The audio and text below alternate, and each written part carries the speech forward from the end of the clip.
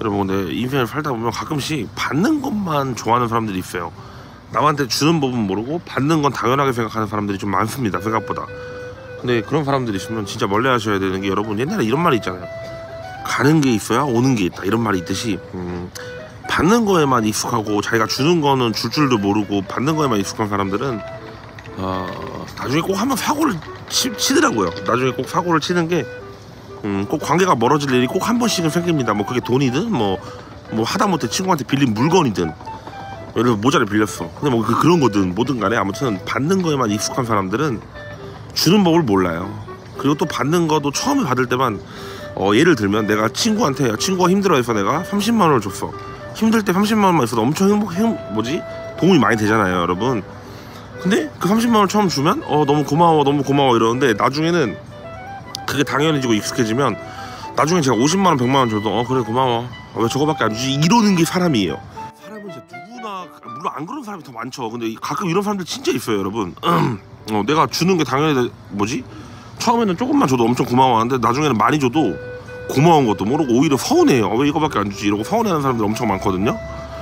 근데 이제 답답한 건 좀 그런 거죠. 예를 들어서 옛말에 이런 말 있잖아요. 친한 가까운 사람이고 친한 사람일수록 돈 거래하지 마라, 이런 말도 있지만, 그런 거는 또 저는 또 반대로 또 상대방이 또 힘들면 빌려줄 수도 있다 생각해가지고. 근데 진짜 그건 있어야 돼요, 여러분. 진짜 받는 거에 너무너무 받는 거에만 익숙해져 있는 사람들한테 뭘 해주면 안 돼요. 진짜 뭐 해주면 안 됩니다. 생각해 보십시오, 여러분. 받는 거에만 익숙해져서 내가 원래 이만큼만 줘도 좋아했던 사람들이 이만큼을 줘도 안 좋아하는데, 그 사람들한테 더 해줘서 뭐합니까? 근데 그런 걸 모르고 꼭 나중에 이런 문제로 싸우는 사람들이 되게 많아요.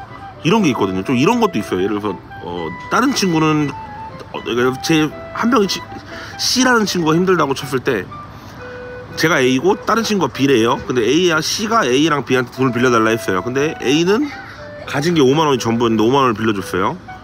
근데 B는 가진 게 100만 원이 전부인데 10만 원을 빌려줬어요. 그러면 C한테는 결국에는 그 B가 빌려준 게 더 큰 겁니다. 그러니까 사람이 그래요. 이 사람이 어떤 마음으로 자기를 도와줬는지 이런 생각을 안 하고 그 받은 게 더 크니까 그것만 생각하는 게 보통 사람들이거든요. 저도 옛날에는 그랬는데 이제는 그런 생각을 해요.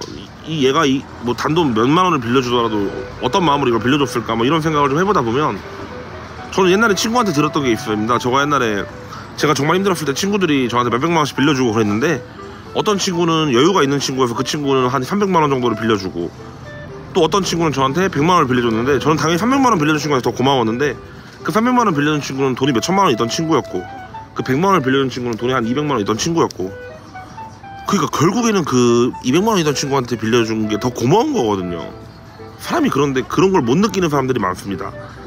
그래서 제가 해주고 싶은 말은, 일단 돈 거래 절대 하지 마시고, 받을 줄만 아는 사람들은 진짜 끝까지 받을 줄밖에 몰라요. 줄 줄을 모릅니다. 그러니까 받을 줄만 아는 사람들은 심지어 그것도 그거에 대해서 고마워할 줄도 모르는 사람들한테는 안 해주는 게 제일 좋습니다. 그런 사람들 멀리 하는 게 제일 좋고요.